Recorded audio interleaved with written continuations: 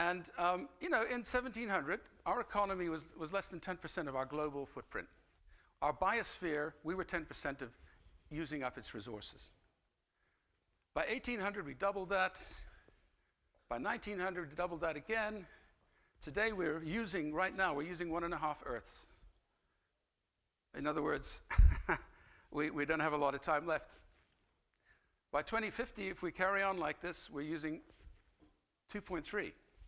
So we've been able to kind of finesse that a bit by saying, well, you know what? As Tony Blair said in Tokyo recently, we have 80% of the technology to solve the problem. We just have to invest the money. We just have to get the heads of state of the world to invest the money. At all these big conferences, we get everybody together around the world. Let's just invest the money. And there are people like Ray Kurzweil. Yes, it's true. The technology we have today is utterly primitive. I'm delighted with my iPad and my iPhone, and Bardal was showing us his Samsung Galaxy, and we took us on a tour of Tallinn, and everywhere we went, he was able to show us information and stuff about, it was like getting closer to the future. But this technological process is just beginning, because we're using technology to design technology to accelerate technology, which is a very powerful thing. And some people believe we're going to end up being bionic creatures downloading our souls into machines, like Ray Kurzweil. There's an institute in Silicon Valley called the Singularity Institute, and they're hoping pretty soon there's going to be enough computing power to download your brain and my brain into something.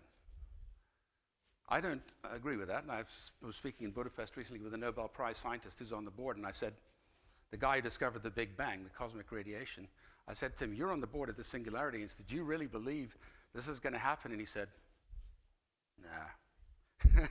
But the Silicon Valley people like to dream. So they like to think the world's going to be like this.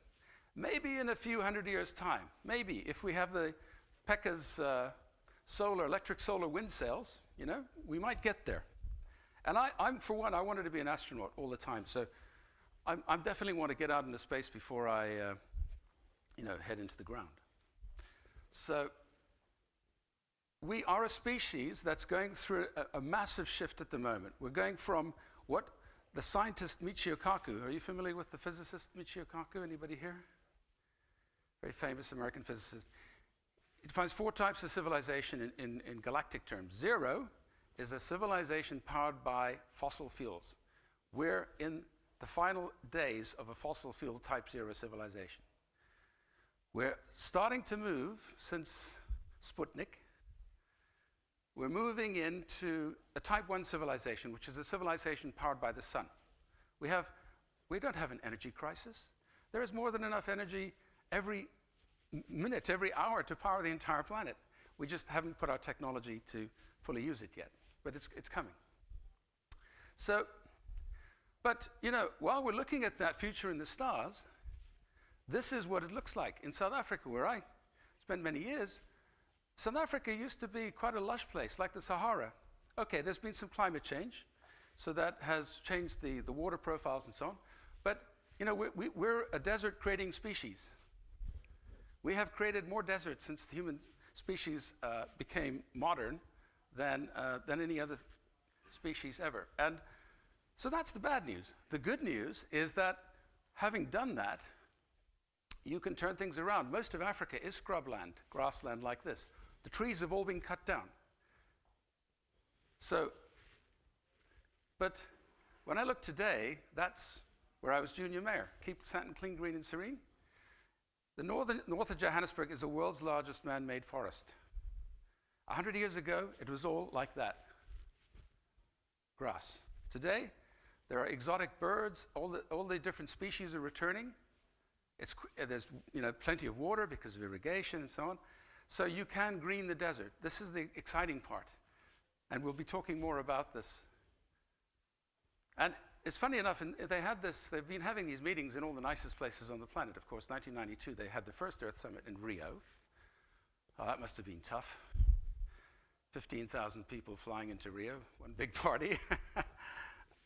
Then they had this great one in Sandton with Thabo Mbeki and Kofi Annan and Mrs. Annan. And then, of course, they recently were in Durban, which is where I was born, lovely place. And they made a little bit of progress on the forest initiatives. But as for the rest of it, we're like way behind. We're now heading for a 4-degree scenario, according to this scientist from the last event. And this year we have Rio plus 20. So the question is, how many people in this room, just put your hands up, how many people in this room think we're going to solve our problem at the next Rio summit? Is there anybody here? Okay. And it's not just because you're Finnish or Estonian, right? You're not just naturally pessimistic. It's probably because we don't have any faith in them anymore. We've lost faith in these people. We have to do this ourselves. So, one of the reasons this doesn't work, and this is just a very simple, kind of like flash of the blindingly obvious, is that we're using the wrong model to understand how civilization evolves. So today I'm going to set that straight, okay? Right now, the model we're using is called our environmental impact, here, I, is a product of our population growth times our affluence, our consumption, divided by our technology. It's a purely materialistic model. It's as if human beings didn't have any brains, souls, whatever. They can just innovate technology, consume food and cars and stuff, and have children. But that's the model the United Nations and all these big organizations use. Their goal, and this is so motivating for so many people, is to reduce the number of children you can have, reduce the number of stuff you can have, and to make sure you use the most complex, fast-moving technology that lasts for 6 months before you throw your mobile phone away to get the next one. It's a kind of built-in crazy model. Because the point of civilization is not to reduce our impact, it's to maximize our thriving, our well-being, our happiness. And we don't have to have a lot of stuff to do that, to be honest. We're stuck in an old model, and I'll explain why. Okay? Just before I do that, just to say today, 10 years ago, I left London and I moved down to Perpignan, which is just here. It's in the southwest of France. There's Spain. And this is my place here, where we run the Renaissance 2 events. It's a carbon-neutral chateau, which was a ruin. But it's thermally very efficient because the walls are 0.5 meter thick of stone with oak beams and solar panels. So we run this place with wind energy and solar power. And the food, actually this entire region is organic in the sense that everything we eat is local. It's just the way France is. One of the reasons I moved there is we don't depend on food from anywhere else. London, for example, does. A big city. If you cut the fuel supplies for 3 days, there will be people starving and there'll be riots in the cities, in any major city on this planet right now.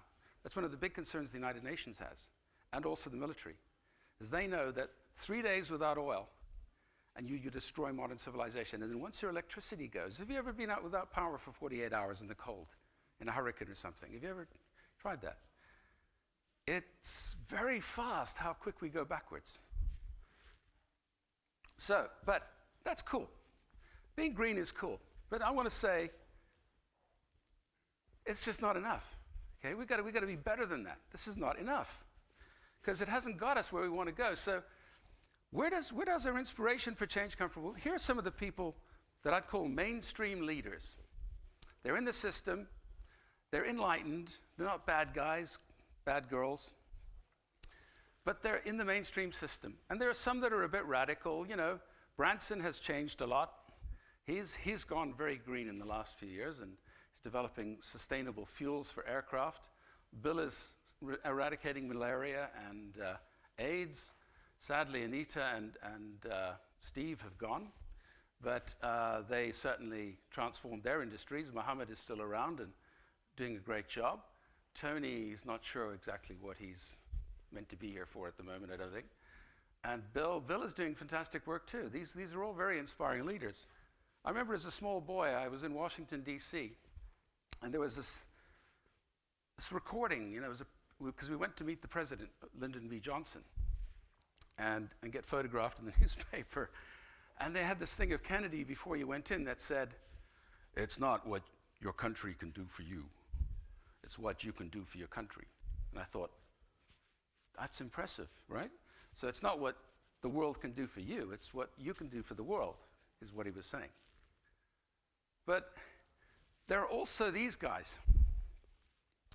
And these are what I call disruptive leaders. They didn't go with the flow. They went against the flow because they believed it was just not acceptable. It was unacceptable. Apartheid was unacceptable. I led the student movement for the releasing Mandela in South Africa for 8 years. It wasn't easy. The police, the Bureau of State Security, our KGB basically, in South Africa, very efficient. You just look at each of these. They battled. The Dalai Lama is still struggling. Gandhi, you never know. It's so. What I love about this theme of this conference is that anything is possible. I'm just so lucky. I've been able to meet some brilliant people in my life who've inspired me. I'm sure you each have your own heroes. One of my heroes is Stephen Hawking, and I once asked him at an event, because he said to me, anything the mind of man can conceive of can be achieved. It is possible. So, i.e., if we can think of it, it is doable. I thought, wow. At the time, I was a little concerned about the heat death of the universe. I'm not kidding. I'm an omnologist. I love knowing everything about everything and bringing a bit of that understanding back into the real world. But he's tapped into his little computer. I said, well, Professor Hawking, if what you say is true, if we can think of something and it must be achievable, can we reverse the heat death of the universe? And he came back. It took a while. Well, I think it will be possible for us to escape the sun when it becomes a red giant. But I do think reversing the heat death of the universe will be a little more difficult. So he didn't say no, which I thought was pretty cool. Anyway, so